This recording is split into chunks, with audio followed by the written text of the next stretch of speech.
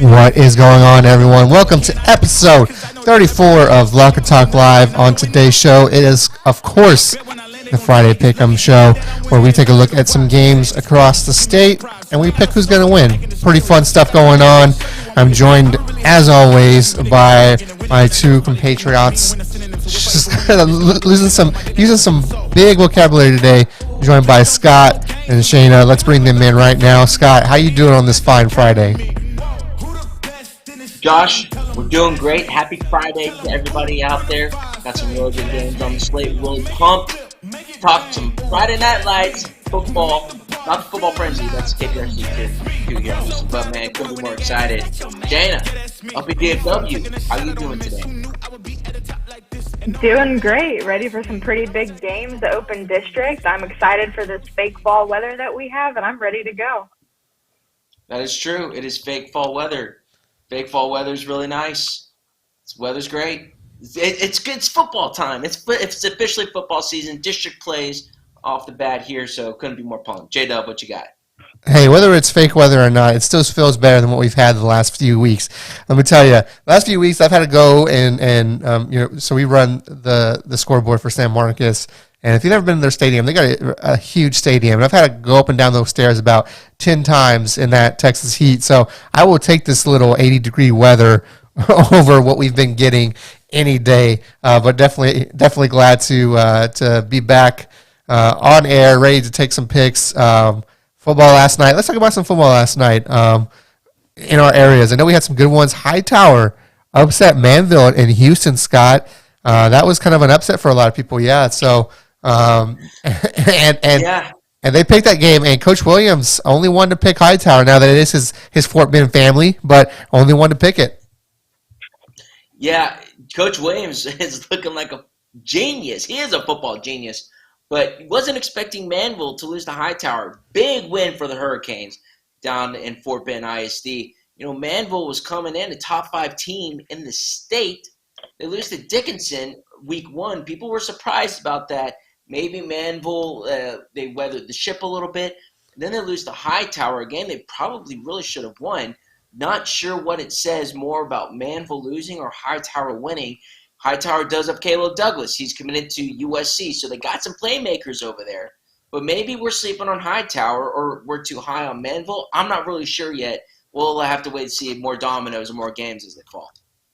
Yeah, that one was definitely the surprising of the bunch. I know Josh was at the Willis game. Willis had a nice victory last night as well. There's a highlight video on our YouTube page now. Definitely go and check that out. Shana, how about the DFW area? What were some of the games there? Were there any close ones? I know our probably big one, the one that you previewed was US Trinity, and they had a blowout win. But any others that we should be aware of? The Denton Ryan played last night. They beat Frisco Wakeland 27-3, which you would think you would see maybe a little bit of a stronger outing from Denton Ryan against somebody like Frisco Wakeland. But you know what? A win is a win, and they'll take it, and they're going to move on to next week.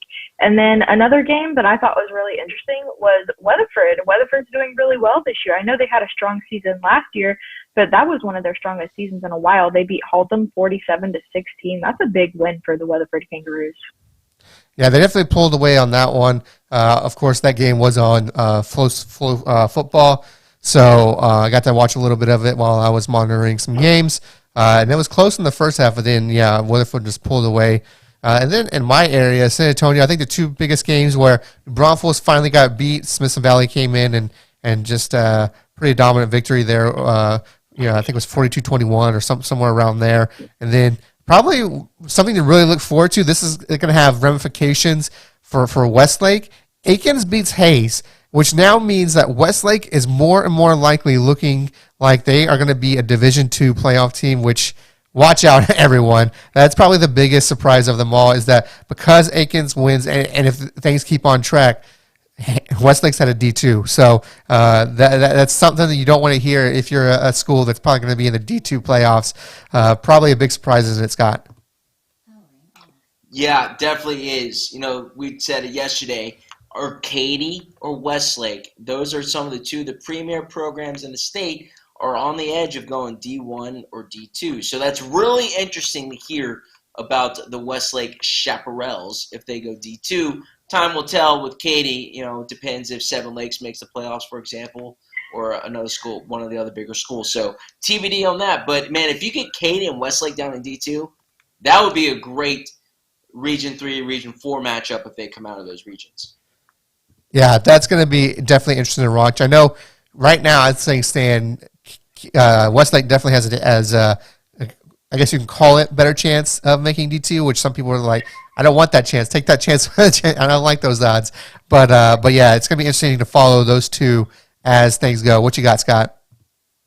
Yeah, I want to give a shout-out to Willis. Willis beating Klein Collins last night.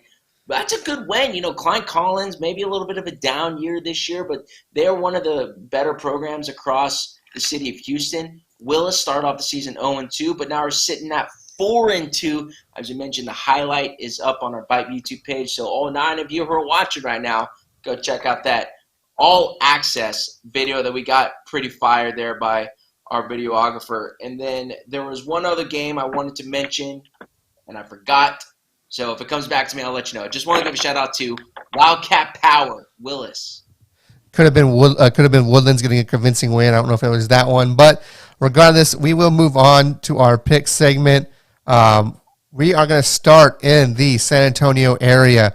We've got 2 schools coming at you. We've got Somerset taking on Cuero. Both of these teams off to a hot start. Somerset coming in at 4-0 with pretty convincing wins. They beat a Southside squad, and then last week they beat Beeville Jones.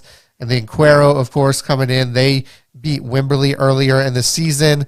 I think they ended up losing. I'm checking it now. I think they ended up losing last week. If my internet works. Yeah, they lost to Geronimo Navarro, a very good team in their own right, 29-27. So now this is their last district game for Cuero, and I think for Somerset as well, or last non-district. I think I don't know if I said that wrong or not. No, so Somerset will have one more non-district after this one. Somerset in a very small district, only 5 teams. So let's get into it. Somerset versus Cuero. Let's start with you, Scott. Who do you got? Scotty, you're on mute.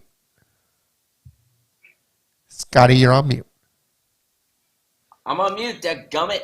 Nothing like a live show. It happens. I'm going Cuero on this one. I like what you're saying about Cuero. I think they come away with the victory to continue the undefeated season. All right, Shana, how about you? Somerset or Cuero? Who do you have?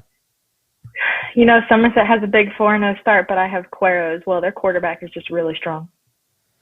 All right, that means it's all on me. Do I take Cuero as well, or do I say Somerset? I think Somerset has I wouldn't say shocked, but I don't think a lot of people thought they would come in 4-0. So they've definitely, I think outpaced some expectations for some people.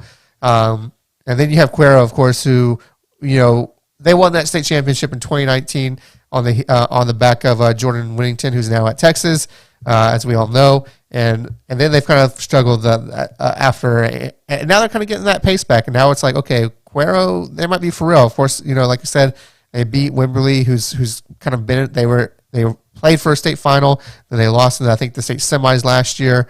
I'm gonna go. You look torn. I'm gonna go different from you two. I'm gonna go Somerset here. Just to play things a little, play things a little different, a little interesting here. I'm gonna go Somerset. I do think Cuero could easily win this game, but just to spice things up, I'm gonna go Somerset here. So next game we are going to move to the Austin area, where we have Cedar Park taking on Georgetown. 2 squads. Cedar Park, they struggled in that first game of the season against a very good 6A squad in Vandegrift, and since then they've kind of rebounded. They've had some struggles of their own, but they've rebounded. They lost to Round Rock, which Round Rock's a good team, and they beat Cedar Ridge, who actually did beat Round Rock. So kind of funny stuff there. And now they come in with Georgetown with the same 1-2 record. Georgetown's victory came against, as I pull it up here. came against Copper's Cove, and then they lost to Belton and Liberty Hill. Liberty Hill, as of course we know, the slot T mafia there. Who do y'all got in this one? Shana, let's start with you on this one. Okay, so yeah, Cedar Park has been bouncing back really well ever since that first loss. I think the downfall that's going to happen is with Georgetown. I have Cedar Park winning this one because, don't get me wrong, Herman's a great quarterback, but he's also their lead rusher. And I think we're going to see him get very tired very quickly against a strong Cedar Park defense, and I have Cedar Park taking this one. All right, Scotty, how about you? Who you got in this one? So we're doing a official pick'em on VYPE.com. Go check it out later. It comes out at 1 and 2 o'clock. I picked Georgetown, so I'm riding with Georgetown on this one. You know, you mentioned the quarterback. I like the quarterback there, so I'm riding with Georgetown to come out with the W over Cedar Park. Yes, at 2 p.m. will be the Austin one, 1 p.m. will be the San Antonio one. So I am picking Cedar Park in this one. I think even though they have 1 and 2 records, and so you look at that and you're like, well, they're both not having a very good year. I think you look at the resume, the schedule that Cedar Park has played has been a little bit tougher than Georgetown's. So I'm going to take Cedar Park in this one. Next up, Here's also my thing.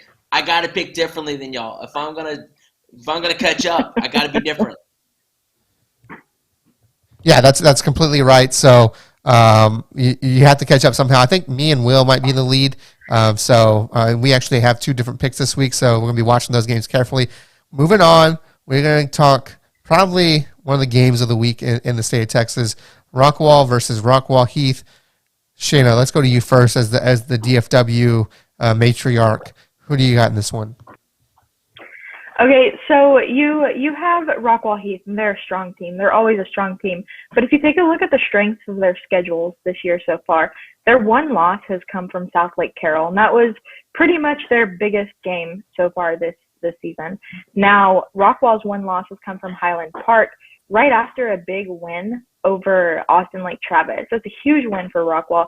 That's a huge loss for Rockwall. And Rockwall's going to come into this game with a lot of fire. You have 2 of the best quarterbacks in the state going at each other this week, but I honestly think that Braden Locke and Rockwall is going to pull away and win this game. All right, so you have Rockwall in that one. Scotty, how about you? Yeah, I think Shana brought it. I mean, such solid points there. How does Rockwall respond after losing to Lake Travis or after losing to Highland Park? You're at the highest of highs of beating Lake Travis, and then you lose a game at Highland Park. Now, it was on the road, but you were up big early on, and then Highland Park stormed back and ended up running away with it. So this one's tough. How does Rockwall respond is my biggest question. As you mentioned, Heath, there's no shame in losing to South Lake Carroll, especially early on in the season. So I think Rockwall bounces back, though. I'm riding with Rockwall, Braden Locke and company. I think they're going to right the ship and come away with the victory. It's going to be a hard-fought game, though. As you mentioned, rivalry games. Auburn, Alabama, Florida State, you name it. It's going to be very fiery, and I know these kids are pumped to play in this, but I'm riding with Rockwall. Yeah, it's definitely a good point. Is how does Rockwall respond? I mean, they had such a good win against Lake Travis, and then kind of came out flat against Highland Park, if you ask me. And then, like you said, Heath. I mean, a 1 point loss to South Lake Carroll, right? And it's not just that they lost to South Lake Carroll; it was only a 1 point loss. So Rockwall Heath has been having a very good season. This one, y'all both picked Rockwall. Y'all both like Rockwall. And now I kind of want to go. I want to go the other way again. I am going to go the other way. I'm going to go Rockwall Heath in this one. I think their resume so far has impressed. So I think they're going to come out on fire. They know that Rockwall is on their heels from last week's loss to Highland Park. I'm going to go Heath, and I'm going to be right. Just you wait. I think a big key factor that's going to come in play for Rockwall is, I don't know which player it was that went down, but a key offensive lineman went down against Highland Park, and that's where they fell apart. That's where the wheels really fell off the wagon. So I think if he's back, there's going to be more blocking for Braden Locke. But, I mean, Heath has Josh Hoover. So it's going to be a great game, high scoring. Hey, I am excited for it, and yeah, I haven't heard anything about if he's back or not. I do remember you talking about that injury being really one of the changes in the game last week, so we will see. Let's move on to our next DFW game. This one is at the I think at least Midlothian Heritage is what 4A. I think Springtown is as well. We got Midlothian Heritage taking on Springtown. Shana, who do you have in this one? Yeah, this is a 4A matchup. Who do you have in this one? Right. So Midlothian Heritage, Midlothian Heritage is good at everything that they do, any sport that they do. You have Caden Brown. He's passing amazing. He has 67% completion rate. And then you have a young sophomore quarterback in Springtown who is doing really well, looking extremely poised on the field for a sophomore. He's out there like he's not even a rookie at this. I am going to go with the underdog on this one. I'm going to say Springtown is going to put a stop to Midlothian Heritage. All right, Scotty, she's got Springtown. Who do you have? For this one, I'm going with Midlothian Heritage. You mentioned Shana. They're just one of those programs that seems to be just good across the board. So for those reasons, I'm going with Midlothian Heritage to come away with the victory. And then it's down to me. So I can go with Scott or I can go with Shana in this one. I think I'm going to go with Shana in this one. I'm going to take Springtown. I think, again, if you look at their schedule, they played some very quality opponents so far. While Midlothian Heritage, yes, they are good across the spectrum of sports that they play. I think this is one of those games that does creep up on them and get them. So I am going to take Springtown in this one. Next up, let's move to your neck of the woods, Scott. We have Strake Jesuit taking on Pearland. For Strake Jesuit, kind of seemed to have got things figured out last week. Now the question is, can they carry it over to Pearland this week? Scott, let's come to you first. Who do you got in this one? I was on mute. Trying to get off mute there. Pearland, not Pearland. Pearland. Let me make that clear. So shout out to Pearland Oilers there. So I'm looking at the schedule here. Both teams sitting 1-2. Who have they played? Pearland has played, their one victory has been from Oak Ridge. There was a 3-point victory. They lost to Ridgepoint, and then they lost to Memorial. Now, the Memorial game was in overtime. They probably should have won that game. You know, Memorial won on if I'm not mistaken, a blocked kick or blocked punt, something like that. So I can walk you through that one. So Pearland's am I saying Pearland? There you go, Pearland. They blocked a punt for a touchdown to tie the game, and then they ended up kicking a field goal to win in overtime. Okay, gotcha. So Strake Jesuit, though, they've lost to Westfield and C.E. King. Both two of probably some of the better teams in the Houston area. As we know, Westfield beat North Shore. Pearland traditionally has the better team. This is the opening of district play for them. I'm going Pearland. I think, no, I'm changing my pick. Psych. I'm going with Strake Jesuit on this one. Pearland, they probably should have beat Memorial. Pearland has made some deep runs. The one state championship playoff runs, winning a state championship, if I'm not mistaken, in 2014, 2015. So they've been there. Strake hasn't, but I'm still going with with Strake Jesuit. I just think I like Strake Jesuit's wins or losses have been to better teams, if that makes sense. So that's why I'm going with Strake Jesuit. All right, and Shana, how about you? Yeah, Strake Jesuit, their downfall this season, I think, is that they haven't been able to seem to get off the ground very much.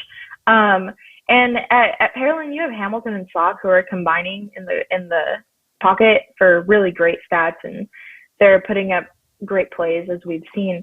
And then you have Cerna. Cerna he's a brick house when he's running that ball. I like watching any clip with him in it is unreal. I have Pearland in this one. And once again, it comes down to me. Who do I side with on this one? I actually don't side with either of you on this one. I side with Will Turbuff on this one. You haven't seen his VYPE podcast yet. Definitely go back and check it out.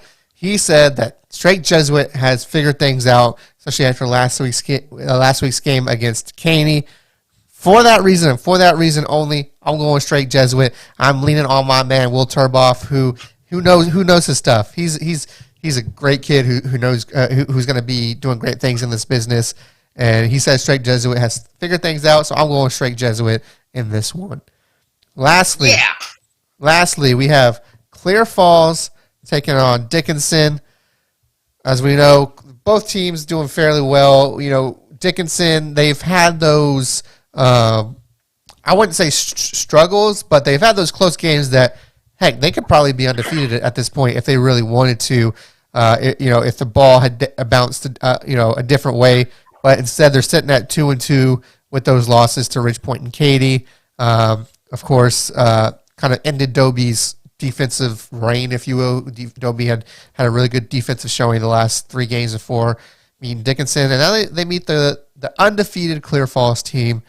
Is this a game, Scott, that Dickinson will come in and be competitive and lose another close game? Or are they finally going to be able to get over that hump of close games and start off district on the right note? I think we're going to find out a lot about these two teams this weekend. Last week, we were saying that Dickinson might be one of the better 1 and 2 teams in the state based off of who they played. Clear Falls played Cinco Ranch last week and came away with the victory, and that told us some stuff. And we're pretty. It was a good win for Clear Falls. That was the other game I was thinking of earlier. Cinco Ranch played last night against Katy Tompkins and lost. So that didn't they lose? Didn't they lose on the last play of the game though, if I'm not mistaken? I don't remember. It sounds right. Dennis Silva II was out covering the game. I'll have to go back and check on it. I'll look right now. Okay. Yeah. Look it up. But I don't know. See, what does that tell you, right? Is Cinco Ranch, even though they got off to a hot 3-0 start, were they as good as that 3-0 start indicated? Or because Tompkins isn't as good as they were last year. Obviously, Tompkins snapped Katy's 75-game district winning streak last year. But they had Jalen Miller back at quarterback. He's off at Alabama now. So that's why I don't know if the Clear Falls win last week was as good as we thought it might have been. So that's why I say this week is going to be huge for the team. This is going to tell us a lot about it. This is in a game is going to tell us if Dickinson was as good as we thought we were, especially after coming off a big victory against Dobie, and same with Clear Falls after this. I'm riding with Clear Falls, though. I was going to pick Dickinson, but I'm going with Clear Falls. I think Clear Falls is as good as we think they are. And then Dickinson has had probably one of the tougher schedules, at least in the city of Houston, maybe in the state. So that's why I'm got the Knights, Clear Falls. I think they get it done. It's going to be a tough game, though. I think it's going to be a close one. All right, Shana, who do you have? As much as I want to go against Scott and as much as I want to pick an underdog in this game, I have to go with Clear Falls as well. I think they are really putting up a fight this season, and everybody has a slow game, and maybe that's what we saw against Cinco Ranch. I don't know, but I'm going Clear Falls. All right, and then it comes down to me. The last 2 times y'all picked, I went ahead and went a different route. I'm still looking up this last game. I do believe Katy Tompkins won at the last play of the game. I'm looking at Dennis Silva's Twitter page now. Let's see. Yes. So Katy. Wait, hold on. Oh no. So Cinco Ranch basically scored. Katy Tompkins was winning 32-21. Cinco Ranch scored as time expires to make the final 32-28. So that's why, for some reason, I thought it was a end of the game win. But no, Katy Tompkins won. That's all you need to know. But anyways, back to this game. Clear Falls and Dickinson. Do I think that Dickinson has gotten over that hump? They're definitely the best 2-2 team, I think, at least in the city of Houston. But do they have enough to beat this 4-0 Clear Falls squad, who's kind of the last 2 years, for a year and a half, I guess you could say, it's been really good for Clear Falls? Do they continue that trend? Do I continue the trend of switching and picking against you? Yes, I do. I'm going to go Dickinson in this one. I think those 2 losses for them they've really figured some things out about how to, close out those games now. I think it's going to be a close game. I think Dickinson is going to win it in the end. I got Dickinson Boom, there you go. That is our show for today. Any games that you're interested in watching, guys, before we head out? Any games that you might want to maybe not pick, but hey, we should be paying attention to? I think we covered most of the big games here. I mean, there are obviously a ton of games across the state.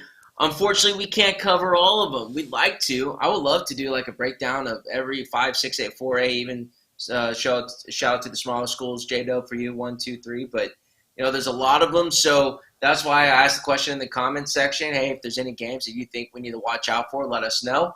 Or let us know in the recap, because we'll be back on Monday for the Monday recap show. So click that subscribe button to the YouTube channel. Make sure you don't miss it. Yeah, 667 games, I believe, this week, to be exact, in the state of Texas. Really? Something crazy like that. Yeah, definitely. Wow. Yeah. Shana, how about you? Any games we maybe didn't talk about in the DFW area that people should keep their eyes on?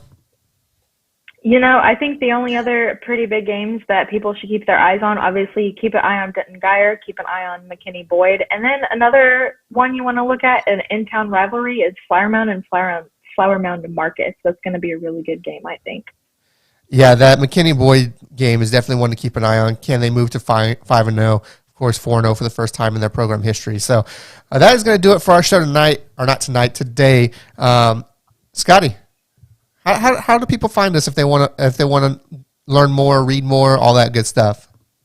Man, VYPE is everywhere. First off, go check out the website, VYPE.com. Follow us on social media, on Twitter and Instagram @VYPE or on Facebook @VYPE Texas. Click that subscribe button to the YouTube channel. We're also uploading these to podcast versions, so we're Apple, Spotify, Stitcher, Google Play, Amazon, you name it, we're there. So go check that out. We got a comment in the section here. Spring versus Decaney. Heyo. For App Nate. Yeah, Spring versus Decaney, it's interesting. Bishop Davenport at Spring is having a rock star of a season. I mean, that guy he's put the entire city, in my opinion, the state of Texas on notice. He's one of Will Turboff's, or Spring is one of Will Turboff's dark horses to make it to the state championship out of Region 2. So Bishop Davenport has Spring humming. I haven't really followed as much Decaney. That's a district matchup. I know district matchups always get teams fired up. As we mentioned, we talked about Rockwall and Rockwall Heath, especially those ISD matchups in between. So, yeah, no, that's a good one for us to keep an eye on there. Thanks for the comment on that. But, yeah, you can follow us on social media channels, Twitter, Instagram, Facebook. Subscribe to everything, VYPE.com. Go check it out. And we're pumped to cover some high school football. I know Shana's got those DFW plugs. Shana, what you got? I do. Follow along with VYPE DFW on Twitter @VYPE DFW. And then again on Instagram, it's going to be a little bit different. It's VYPE_DFW.